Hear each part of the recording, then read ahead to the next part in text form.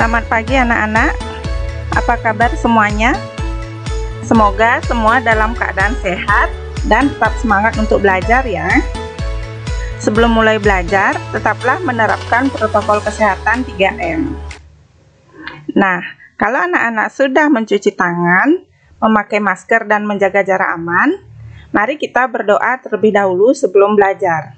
Semoga pembelajaran kita kali ini diberikan kelancaran, kemudahan, serta ilmu yang didapat bisa bermanfaat.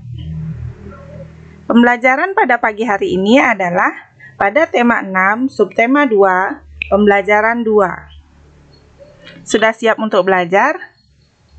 Baik, siapkan hati, pikiran, konsentrasi, dan alat tulis untuk mencatat bila ada hal-hal penting sehingga nanti bisa dipelajari lebih lanjut. Adapun tujuan pembelajaran pada pagi hari ini adalah yang pertama, menjelaskan informasi penting berdasarkan gagasan utama yang terdapat pada teks non-fiksi. Yang kedua, menjelaskan informasi tentang tari kreasi. Dan yang ketiga, mengidentifikasi perbedaan masa kanak-kanak dan masa pubertas bagi anak laki-laki dan anak perempuan.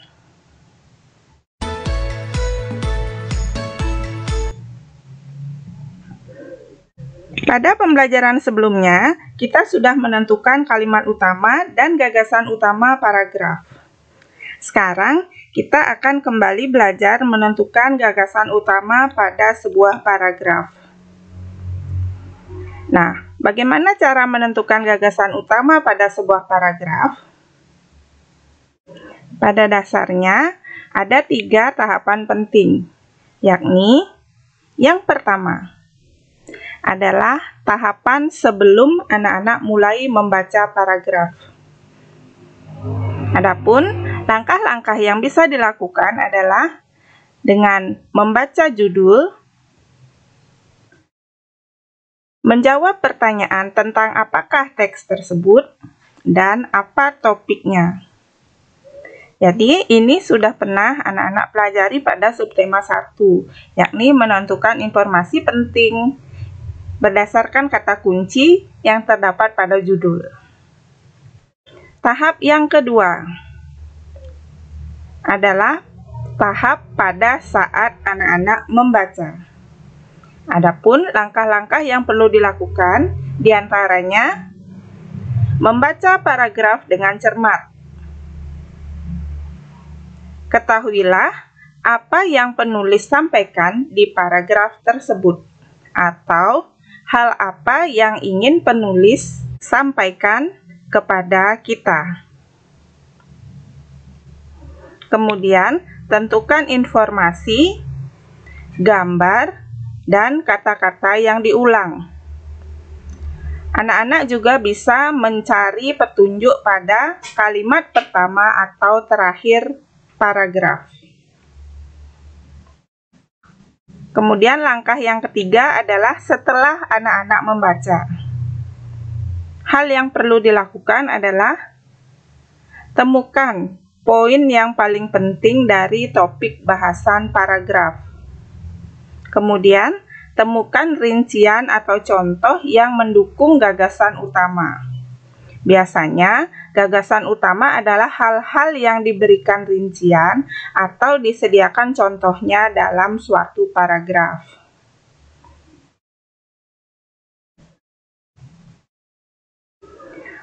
Bu Guru akan menyajikan sebuah contoh teks non-fiksi yang terdiri dari 3 paragraf.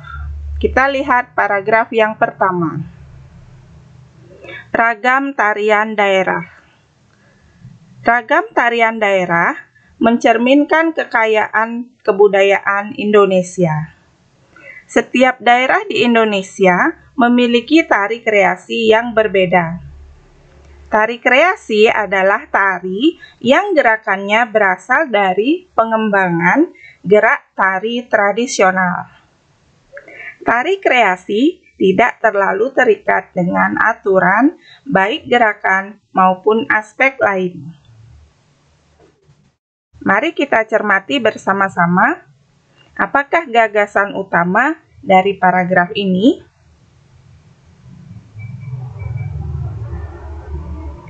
Ya, gagasan utama dari paragraf ini adalah keragaman tarian di Indonesia.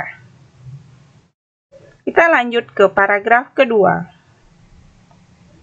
Tari kreasi dibagi menjadi 3 jenis, yaitu tari kreasi daerah, tari kreasi modern, dan tari kreasi kontemporer. Tari kreasi daerah disebut juga tari kreasi tradisional. Tari kreasi daerah merupakan tari yang mengalami perubahan dari tari tradisi, baik dari segi bentuk, gerak, maupun aspek lainnya.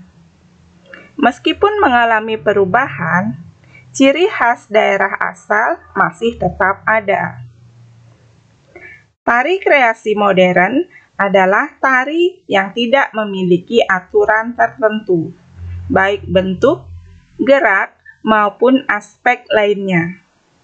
Sementara itu, tari kontemporer adalah tari yang dibuat berdasarkan perkembangan zaman. Nah, sekarang kita cermati bersama-sama apakah gagasan utama dari paragraf kedua ini. Ya, gagasan utama dari paragraf ini adalah jenis tari kreasi. Paragraf ketiga.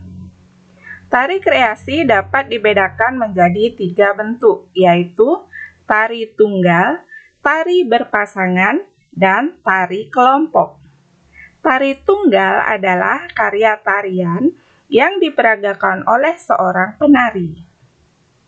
Tari berpasangan adalah karya tarian yang diperagakan oleh 2 orang penari. Sementara itu, tari kelompok adalah tarian yang diperagakan oleh lebih dari 2 orang penari. Apakah gagasan utama dari paragraf ini? Ya, gagasan utama dari paragraf ini adalah bentuk tari kreasi.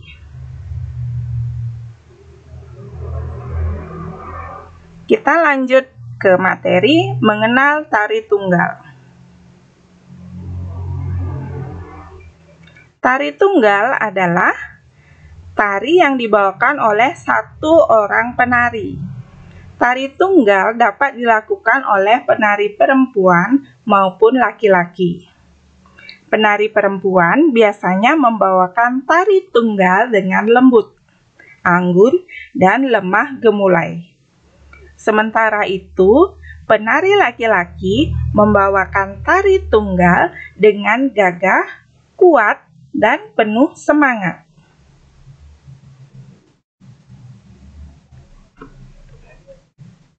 Jenis-jenis tari tunggal.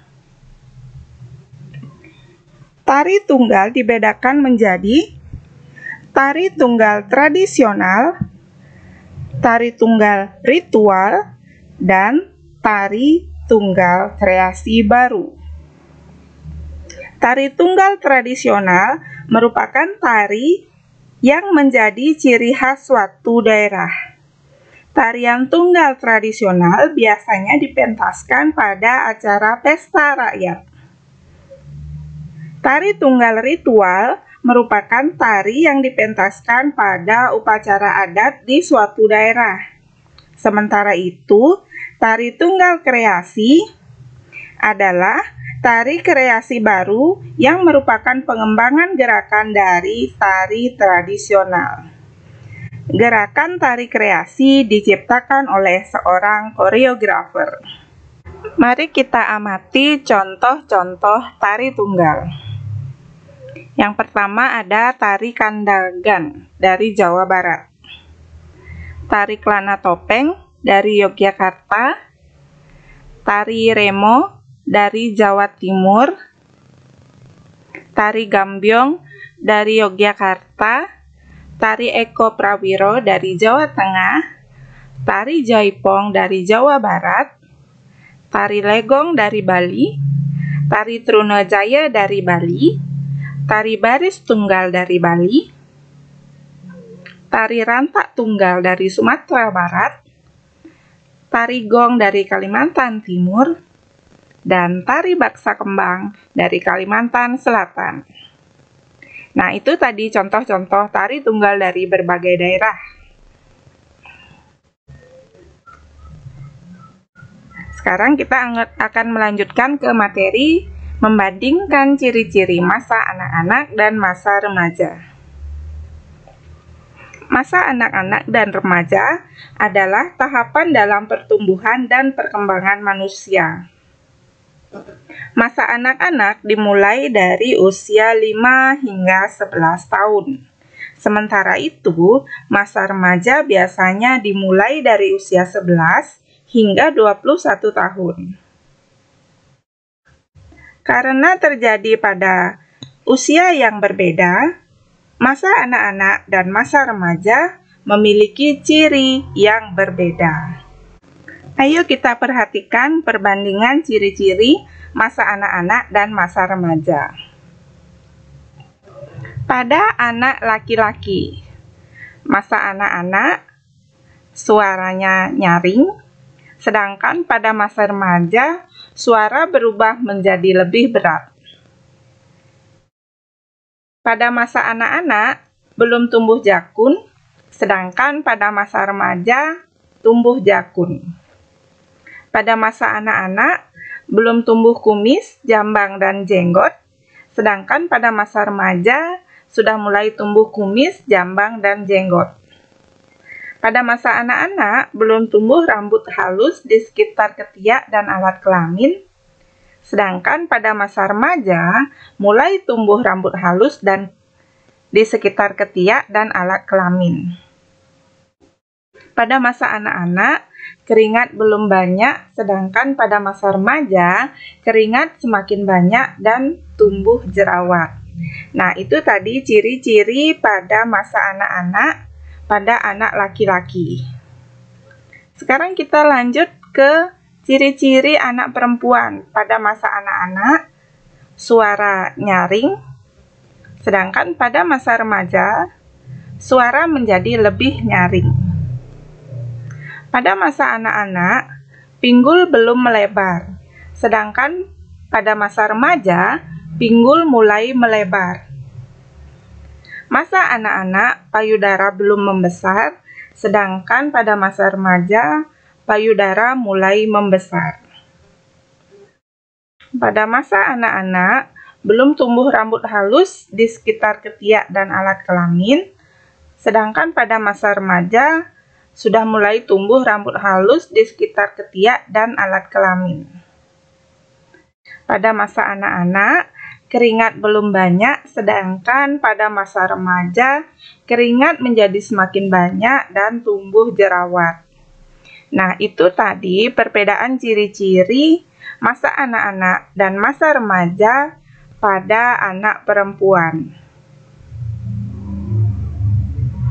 Selanjutnya, ayo kita melakukan pengamatan terhadap diri sendiri. Berdasarkan ciri-ciri yang anak-anak alami sekarang, anak-anak coba tentukan apakah saat ini sedang berada pada masa anak-anak atau pada masa remaja.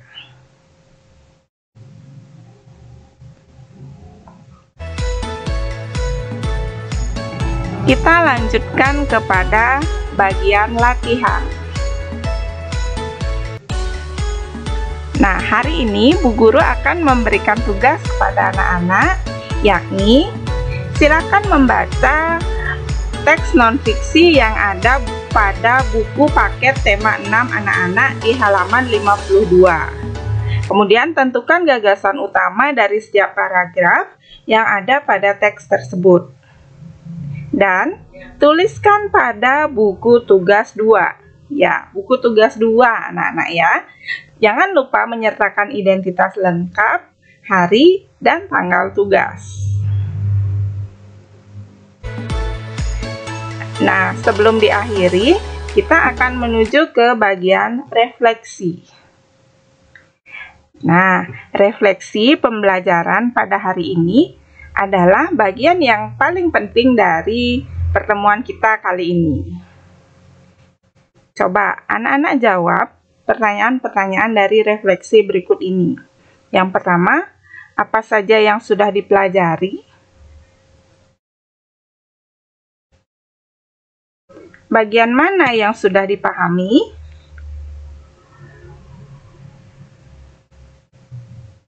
Bagian mana yang belum dipahami? Bagian mana yang membuat anak-anak merasa senang? Bagian mana yang membuat tidak senang? Adakah hal-hal yang bisa anak-anak terapkan untuk memecahkan masalah yang dihadapi dalam kehidupan sehari-hari? Dan bagaimana anak-anak akan menerapkannya untuk memecahkan masalah dalam kehidupan sehari-hari?